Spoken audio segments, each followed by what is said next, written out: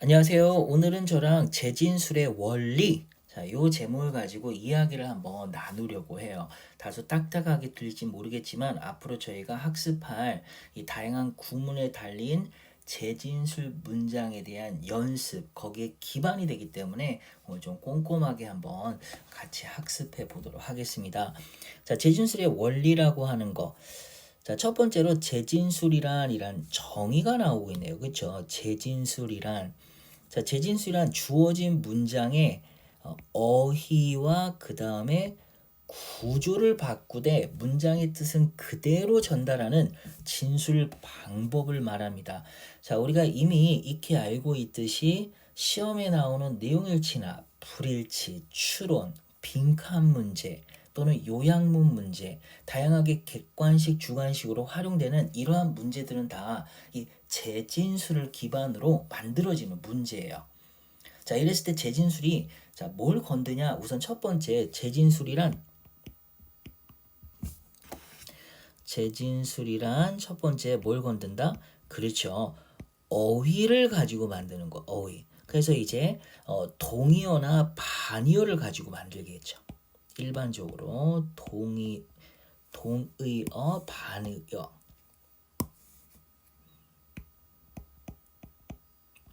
자, 반의어. 그 다음에 이제 문장의 구조, 이걸 우리가 이제 구문이라고 이제 보통 말을 하는데, 문장의 구조를 바꾸어서 동일한 뜻을 전달하는 문장을 만들어내는 거예요. 자, 재진술이란 두 가지 측면에서 만들어내는데, 첫 번째 뭐다? 그렇죠? 바로 어휘.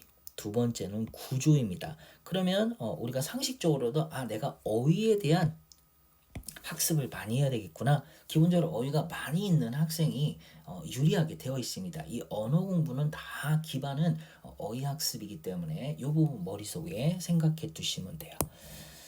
자, 그 다음에 영어 시험에서의 재진술 활용. 자, 이게 무슨 말이냐? 우리가 재진술 문제라고 하는 거는 두 가지 측면에서 문제를 내요. 한번 볼게요. 재진술 문제. 그러니까 순수 재진술 문제라고 적어볼게요. 자, 순수 재진술 문제.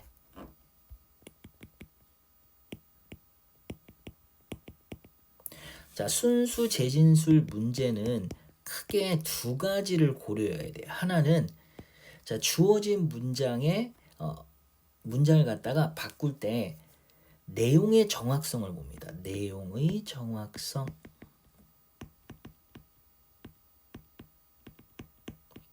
그 다음에 내용의 충실성을 봐요.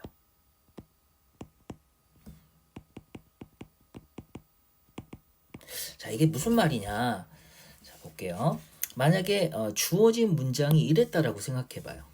A라고 하는 자, 주어진 문장은 A라는 정보와 B라는 정보 그리고 C라는 정보를 담고 있어요. 그런데 이거에 대한 이제 재진술 문장을 만들려고 하거든요. 이랬을 때 우리가 재진술을 한다라는 차원에서 우리가 문장을 표현했을 때 뭘 담고 있어야 돼요? 바로 이 A, B, C라고 하는 정보를 다 담고 있어야 돼 우선. 그게 이제 내용의 충실성이라는 거야. 그런데 이 A, B, C라는 내용을 다 담고 있으면서도 뭐 해야 돼요? A, B, C라고 하는 동일한 내용을 정확하게 짚어줘야 돼요. 그러면 이걸 갖다 응용해서 우리가 잘못된 오류 문장을 만든다 그러면 어떻게 할 수 있냐? 이렇게 이제 구성된 문장은 틀린 거라는 거예요. 첫 번째, A와 B만 다루고 있으면 충실성에서 빗나간 거예요.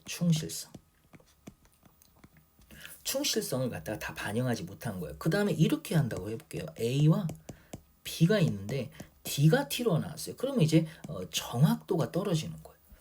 지금 이제 충실도에 맞지 않고 정확도에 맞지 않다라는 거. 지금 요 정보는 맞지 않는 거니까. 근데 이제 우리가 내신에서 나오는 이제 문제에서의 이 재진술이라는 건 뭐냐? 이런 차원에서 이해를 해야 돼요. 자, 영어 시험에서 나오는 재진술의 개념은 제시된 문장에서 다루는 내용의 범주를 우선 벗어나지 않아야 돼. 이거는 아주 중요합니다.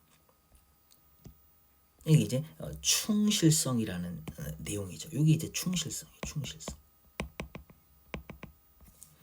하지만 여기서 이제 차이점이 있어요. 제시된 문장의 내용의 범주를 벗어나지 않으면서 부분적으로 옳은 내용이면 허용이 되는 거예요. 부분적 내용을 다루는 것은 허용이 된다. 그래서 다시 정리하면 내신에서 나오는 이 재진수를 활용한 문장에서 옳고 그름을 판단할 때는 제시된 문장의 내용 전체를 재진수를 할 수 있어요. 근데 제시된 문장의 부분 내용을 재진술해도 문제가 안 됩니다. 자, 이건 무슨 말이냐? 오른쪽에 우리가 했던 걸 다시 한번 적어볼게요. 본문에 나와 있는 어떤 특정 문장이 이렇게 A 플러스 B 플러스 C가 나왔다 그러면 이거에 대한 이제 우리가 재진수를 이렇게 했으면 다 맞는 거예요. 자, A와 B라는 정보만 있어도 맞는 거예요. A랑 C라는 정보만 있어도 맞아요. 당연히 A, B, C가 다 반영된 재진술된 문장이라고 하면 당연히 옳은 것이겠죠. 그래서 이걸 갖다 예를 들면 나는 어제 철수를 만났다 라고 할 때, 자, 여기서 장소 정보를 줄게요. 나는 어제 공원에서 철수를 만났다 라고 할 때, 자, 나는 어제 철수를 만났다 라고만 해도 맞는 문장이라는 거. 왜냐하면 만난 객관적 사실은 옳은 것이니까. 자, 이렇게 주어진 문장의 전체를 재진술할 수 있지만 뭐 할 수 있다? 부분적으로 옳은 것도 옳다라고 우리가 파악을 한다라는 거예요. 그래서 이 부분 체크하시면 됩니다. 그래서 재진술이라는 게 영어 시험에서 실제 어떻게 적용되는지, 자, 재진술의 원리적 측면을 이제 본격적으로 한번 파악해 보도록 할게요.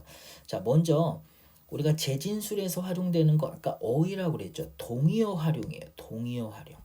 아주 중요해요. 동의어. 자, 그럼 동의어를 활용할 때 단순 동의어 활용이 있고 구문이 접목된 동의어, 그리고 사전적 동의어, 사전적 정의를 활용한 동의어가 있는데, 자, 먼저 단순 동의어라는 거 예문 한번 적어보도록 할게요. 예문. 자, 이렇게 한번 적어봅시다. It is important. 이것은 중요합니다 라고 하는 문장이죠. It is important. 근데 이제 이걸 갖다가 단순 동의어로 해서 재진수를 한다 그러면, 자, it is significant 이렇게 쓸 수 있어요. significant라는 것도 중요하다라는 의미니까 it is important, it is significant 똑같은 말입니다. 그러면 여기서 어떻게 재진수를 한 거예요? 그냥 단순 이제 동의어를 활용한 거예요. 한 단어에 해당되는 거. 그런데 이 문장을 갖다가 제가 구문이 접목된, 자, 구문이 접목된 동의어로 표현한다 그러면 이렇게도 표현이 가능합니다. 여러분들이 이 빈칸에다 집어넣으면 돼요. It is of importance 이렇게 쓸 수가 있어요.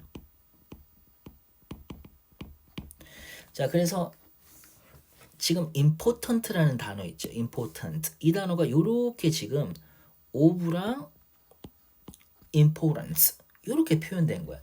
이런 걸 전치사 플러스 추상명사는 형용사다라고 이렇게 말을 하는데, 그래서 important라는 단어는 어떻게 바꿀 수 있다? of importance. of importance. 자, 이렇게 바꾸는 거는 내가 이런 의미를 한번 강조해 주기 위해서 앞에 뭘 집어넣어서 great 이런 단어를 넣어줘 가지고 이렇게 명사를 수식하는 형용사를 쓰고 싶어서 이런 구조를 만들어내는데, 기본적으로 구문이 접목된 동의어라고 하는 거, 자, 어떻게 표현한다? importance 이런 단어를 갖다가 of importance. 그래서 문법이 약간 기반이 돼 있겠죠. 자, 이렇게도 표현이 가능하고, 그 다음에 자, 요거 문장 볼게요. I decided to go there. 내가 거기 가는 거 결심했다라는 거죠. 요 부분은 똑같잖아요. 지금 여기서부터 여기까지. 그럼 이제 이 decide라는 단어를 갖다가 좀 딱딱한 문어체로 표현하면 요렇게도 표현이 가능합니다. I made a decision. 이렇게 made a decision. 똑같은 뜻이에요. I decided to go there. 또는 I made a decision to go there. 이렇게도 표현 가능한 거. 지금 이 부분이 뭐가 됐다? 재진술이 됐다라고 보시면 돼요. 그 다음에 사전적 정의 활용인데, 자, 여기 시험에 이제 아주 많이 나오는 패턴이라는 거, 이거 꼭 머릿속에 넣어놔야 돼요. 사전적 정의를 활용했다는 측면에서 앞으로 어휘 공부를 할 때 영영사전을 활용하는 것도 내가 앞으로 내신을 준비하는 데 있어서 재진술 구문에 응용되는 측면이니까 시험 공부에 도움이 많이 되겠구나 라고 생각을 하시면 돼요.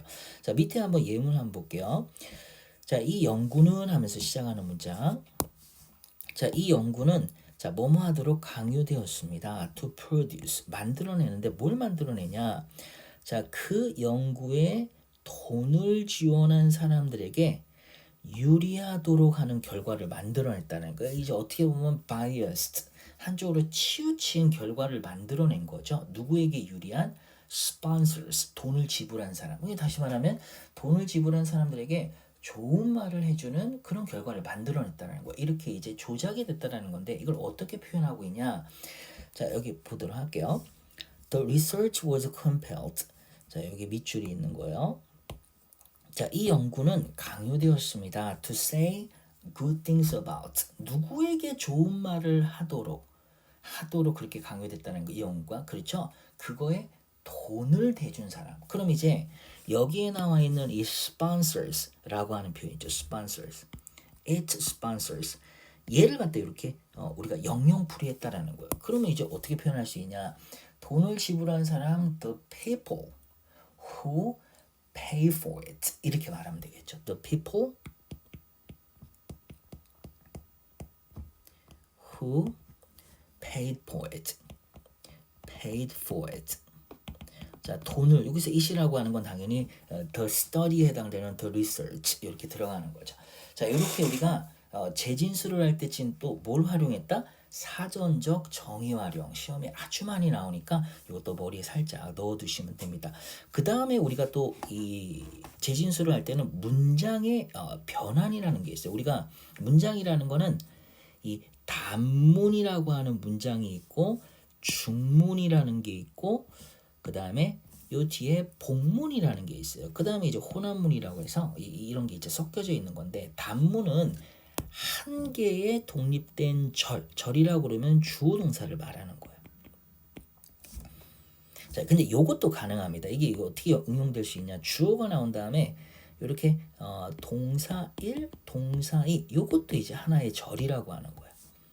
이렇게. 그래서 지금 예문을 보니까 Tom waited for a taxi. 이렇게 하다 쓰면 Tom waited for and took a taxi.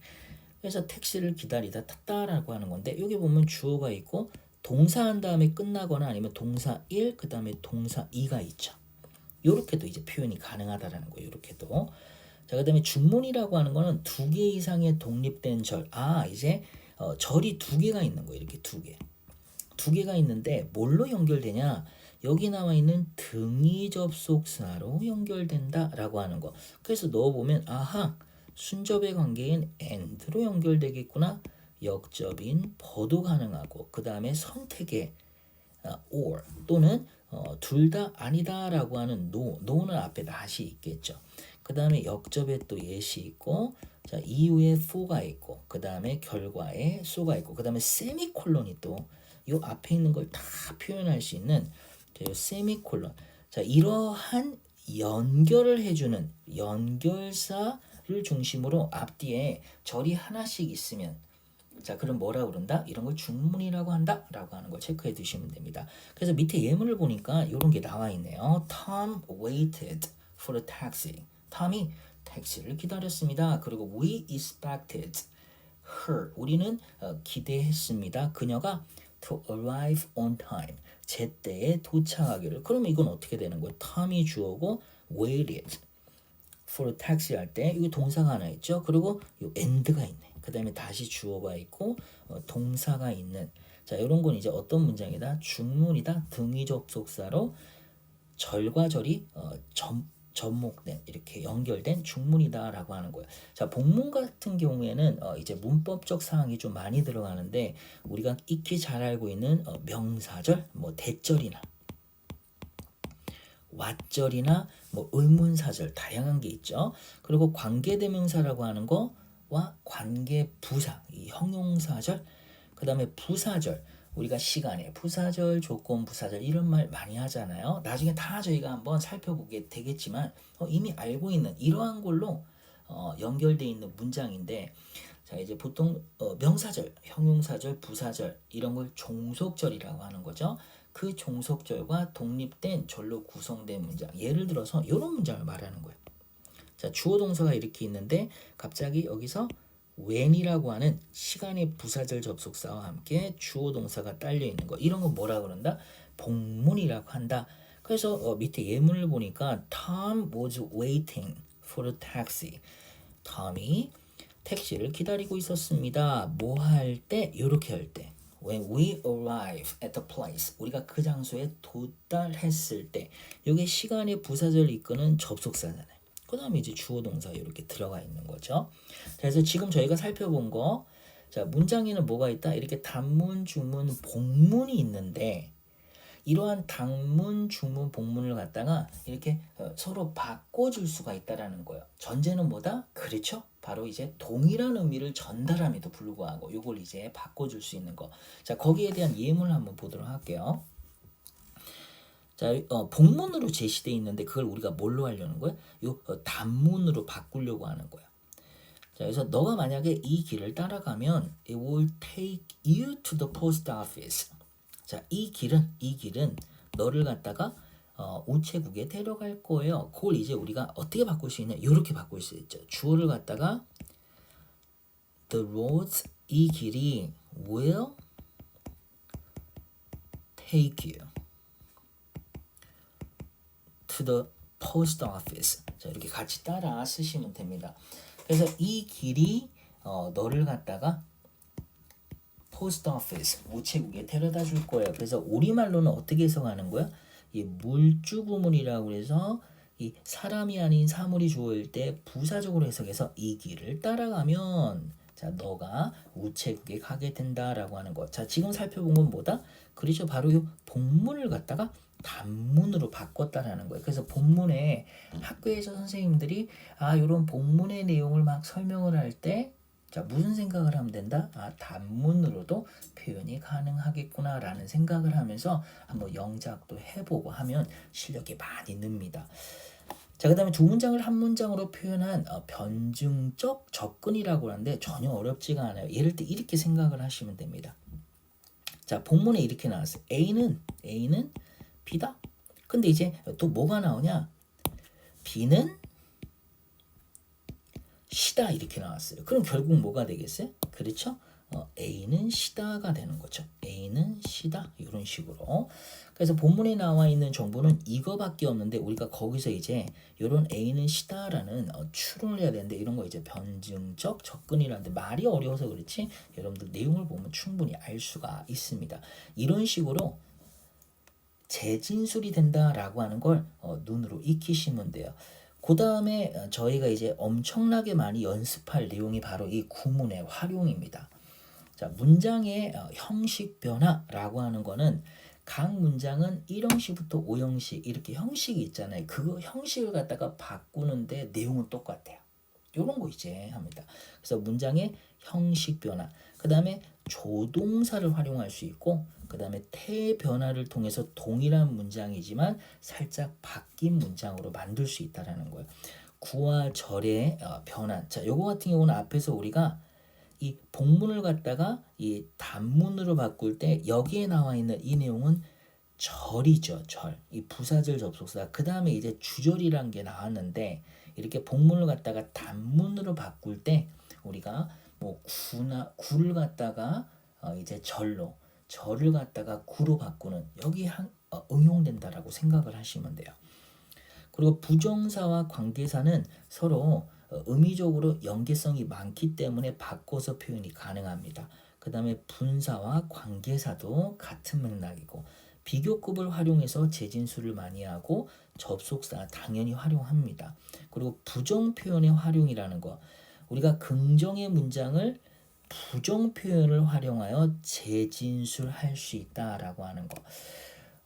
보통 이제 보면 이렇게 우리가 생각하잖아요. 본문에 만약에 어떤 부정 표현이 나왔다고 그랬을 때 선택지에도 부정 표현이 나와야만 같은 의미일 거다라고 생각하시지만 실질적으로 이 부정 표현이 들어가지 않고도 우리가 충분히 이 부정의 의미를 전달할 수 있어요. 예를 들어서 한번 볼게요.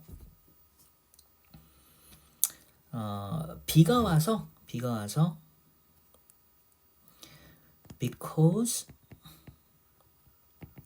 it rained We couldn't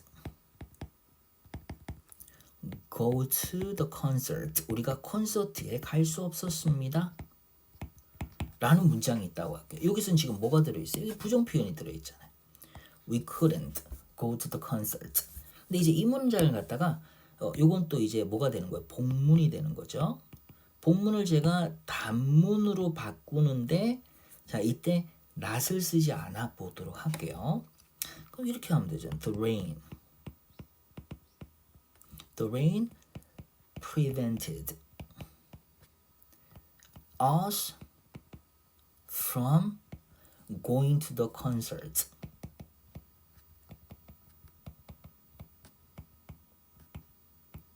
자, 여러분들도 다 따라 적으면서 거기다 이제 체크를 해놔야 돼요.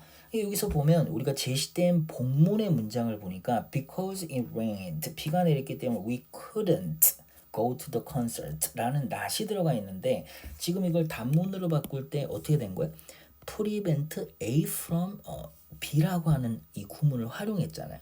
여기서 not이 들어가 있지 않지만 문맥상 자 비로 인해서 우리가 콘서트에 가는 거 못 갔다라는 거죠. 우리를 막았다라고 하는 거니까 자 이렇게 이 부정 표현을 활용해서 긍정의 문장을 갖다가 이제 우리가 이제 이 not이 들어가 있지 않는 문장 또는 이제 not이 들어간 문장을 not이 들어가지 않은 문장으로 이렇게 바꿔서 표현할 수 있다는 거. 이 부정 가지고 이제 시험에 굉장히 많이 나오는데 예를 들어서 이중 부정은 또 강한 긍정이 되는 거죠. 자 이렇게 부정을 가지고 재진술할 때 좀 꼬아서 낼 수 있다는 걸 꼭 머릿속에 넣어 두셔야 되고 도치구문을 활용하는 거. 지금 저희가 살펴본 요 내용 있죠. 구문의 활용. 그래서 문장의 형식 변화, 조동사 활용, 태의 변환, 구와 절의 변환, 부정사와 관계사 활용, 분사 관계사, 그 다음에 비교급 접속사, 부정 표현, 도치구문. 자 이거는 여러 번 읽어보면서 이제 머릿속에 좀 집어넣으시면 됩니다. 자 예를 하나만 더 보고 넘어가도록 할게요. 이 조동사의 활용 한번 볼게요. 조동사의 활용. 자, 조동사의 활용 요거. 자, 가정법과 조동사. 자, 이제 어떤 식으로 적용되는지 가정법 먼저 봅시다. If you had met him. 네가 그를 만났었더라면 he would have changed your life. 이렇게 썼다고 할게요. If you had met him, 네가 그를 정말 만났었다라면, 자, 못 만났다라는 거죠. 가정법 과거 완료니까. He could have, 자, he would have changed your life. 아유, 너의 삶을 바꿨을 텐데. 이 말은 이제 만나지 못해서 삶이 변화가 안 됐다라는 거예요. 그럼 이거 어떻게 조동사로 바꿀 수 있을까요? 이렇게 바꿀 수 있겠지. 너가 아유 그를 만났어야 했는데.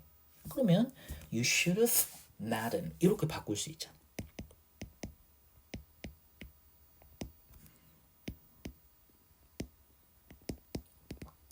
자, 이렇게 이제 이렇게 복잡한 문장을 이렇게 바꿨을 때 문맥상 같은 의미다라고 하는 걸 파악하는 능력이 있어야 됩니다. 자, 이거 하면서 이제 여러분들 보니까 내가 이 재진술 연습을 하게 되면 중학교나 그 이전에 배웠던 문법이라고 하는 걸 갖다가 좀 더 실제 문장들 속에서 적용시키고 내 지식을 더 곤고하게, 더 튼튼하게 이 개념을 잡을 수 있겠구나라는 걸 알 수가 있어요. 그리고 적용도 실제 하니까 훨씬 더 그 이론적인 측면이 머릿속에 잘 이해가 됩니다.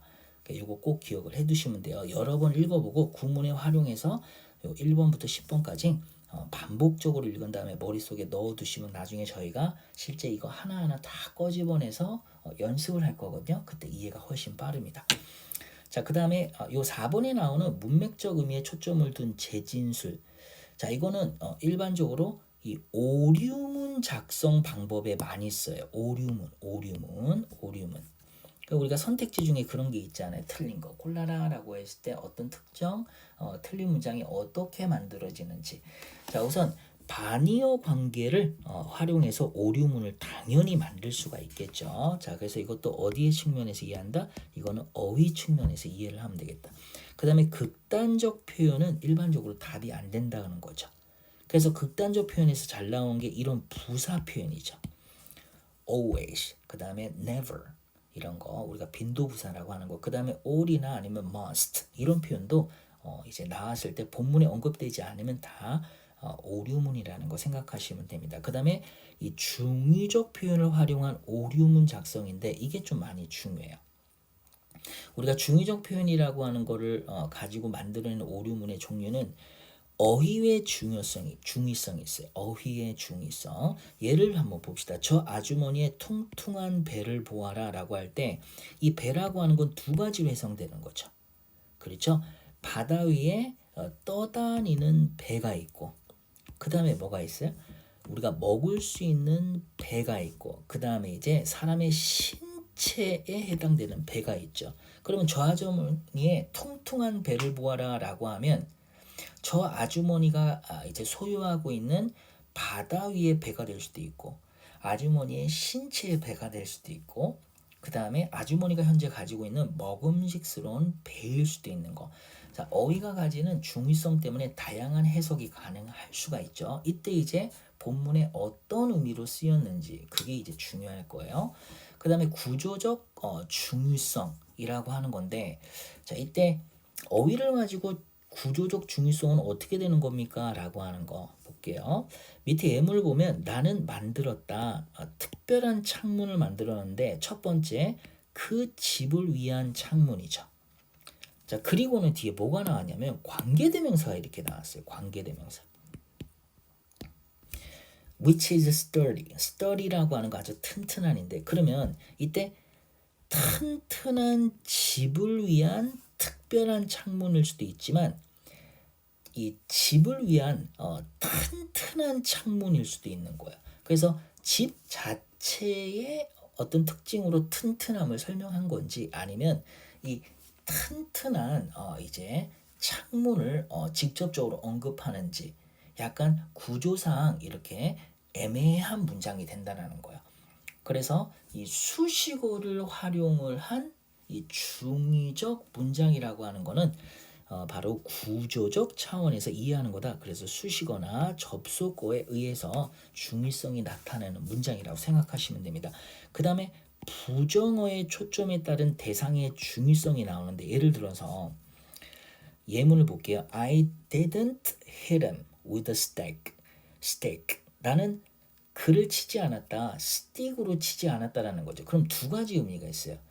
스틱으로 그를 친 사람이 내가 아니다. 그래서 I didn't hit him with a stick. I didn't do it. 내가 안 했다라는 거요. 그 다음에 이제 또 하나는 뭐냐면 내가 치긴 쳤는데 with a stick. 스틱으로 친 게 아니다라는 의미가 될 수도 있는 거야. I didn't hit him with a stick. 스틱으로 친 게 아니다라고 하는 거. 그래서 지금 not이 이 내가 아니다라고 하는 걸 말하는 건지 스틱이 아니다라고 하는 거를 이제 말하는 건지 거기에 따른 부정어의 초점에 따른 대상의 중의성이 있을 수 있다라는 거 그걸 좀 생각을 해두시면 됩니다. 다 문맥적으로 파악을 해야 돼요. 성급한 일반화의 오류를 활용한 아주 잘 나오는 거죠. 제한된 정보나 우연한 사례 이러한 것들의 대표성을 부여해서 우리가 일반화를 하는데 그건 다 잘못됐다라는 거예요. 자, 인과적 오류라는 거는 A라는 정보와 B라는 정보가 있다고 할 때 서로 인과적 연계성이 없음에도 불구하고 마치 있는 것처럼 또는 A가 원인이고 B가 결과였는데 이걸 이렇게 바꿔놓는다거나 이런 식으로 문제를 많이 내니까 그걸 또 체크하시면 되겠습니다. 자, 오늘 저희가 좀 이론적인 측면의 이야기를 했는데요. 사실 지금 요 이야기를 좀 명확하게 알고 있어야 나중에 저희가 본격적인 구문에 따른 재진술 문장들을 연습할 때 이해가 좀 빠릅니다. 그래서 오늘 강의는 만약에 이해가 잘 안 간다 그러면 두세 번이라도 듣고 반드시 이해를 좀 할 걸 제가 추천드리고 특히나 이 부분은 여러 번 읽어서 암기를 해 두셔야 돼요. 구문의 활용이라는 측면에서 10개가 있었죠. 자, 이거 다시 한번 강조하고 오늘 여기까지 하고 다음 시간부터는 이제 본격적인 재진술 연습을 해보도록 하겠습니다.